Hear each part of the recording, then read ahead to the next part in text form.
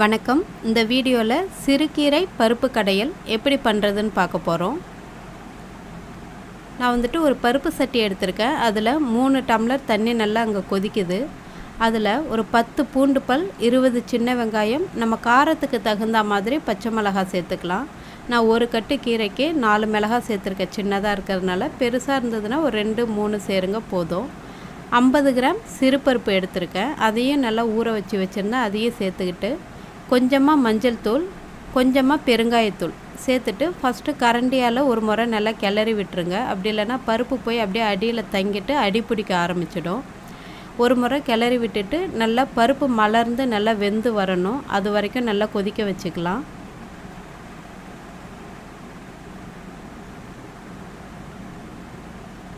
இப்போது பருப்பு நல்லா வெந்துருச்சு.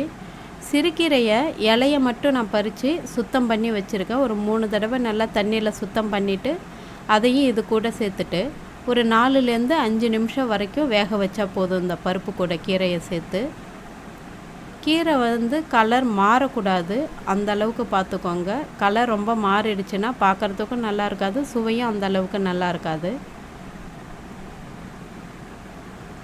நான் கல்லுப்பு சேர்க்குறேன் கொஞ்சமாக. இப்போ கொஞ்சமாக சேர்த்து வேக வச்சுக்கலாம். அப்போ தான் நல்லா டேஸ்ட்டாக இருக்கும். நம்ம டேஸ்ட் பார்த்துட்டு கடையும் போது பத்தலை அப்படின்னா இன்னும் கொஞ்சமாக சேர்த்துக்கலாம். அதனால் இப்போ குறைவாகவே சேர்த்துக்கோங்க உப்பை.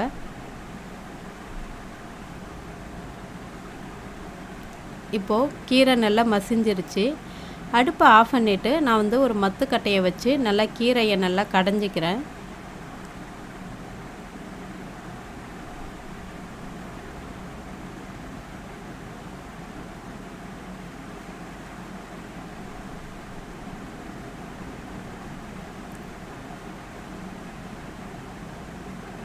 இப்போது கீரை கடையல் ரொம்ப சிம்பிளாக தயாராகிடுச்சு. ரொம்ப டேஸ்ட்டாகவும் இருக்கும். இந்த மாதிரி கீரை முழுசாக இல்லாமல் நல்லா உடஞ்சி கடைஞ்சி இருக்கணும். அந்த மாதிரி கடைஞ்சிக்கிட்டு இதை ஒரு பாத்திரத்துக்கு தனியாக இப்போ நம்ம மாற்றிக்கலாம்.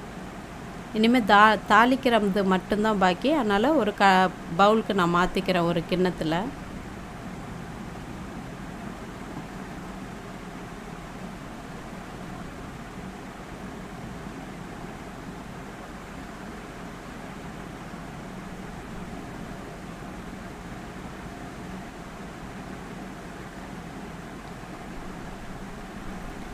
இப்போது இந்த கீரையோட தாளிப்புக்கு நான் வடகம் சேர்த்துக்கிறேன். ஒரு 2 டீஸ்பூன் அளவுக்கு இங்கே எண்ணெய் சூடு பண்ணியிருக்கேன். சூடு பண்ணிவிட்டு நான் வடகம் சேர்க்குறேன். வடகம் இல்லை அப்படின்னா கடுகு, ஜீரகம், காஞ்ச மிளகாய், கருவேப்பிலை அது மட்டும் போட்டு தாளிங்க. நான் வடகம், காஞ்ச மிளகாய், கருவேப்பிலை போட்டுட்டு அதையும் தாளித்து இந்த கீரையிலே போட்டுடுறேன். இந்த கீரை கடையல் சாதத்தோடு வச்சு சாப்பிடும்போது ரொம்ப டேஸ்ட்டாக நல்லாயிருக்கும். இது கூட கிழங்கு வறுவல் வச்சு சாப்பிட்டிங்கன்னா இன்னும் டேஸ்ட்டாகவே இருக்கும். இந்த கீரை ரெசிப்பியை உங்கள் வீட்டில் ட்ரை பண்ணி பார்த்துட்டு எப்படி இருந்துச்சுன்னு சொல்லுங்கள். மறக்காமல் இந்த சேனலுக்கு சப்ஸ்கிரைப் பண்ணுங்கள். நன்றி.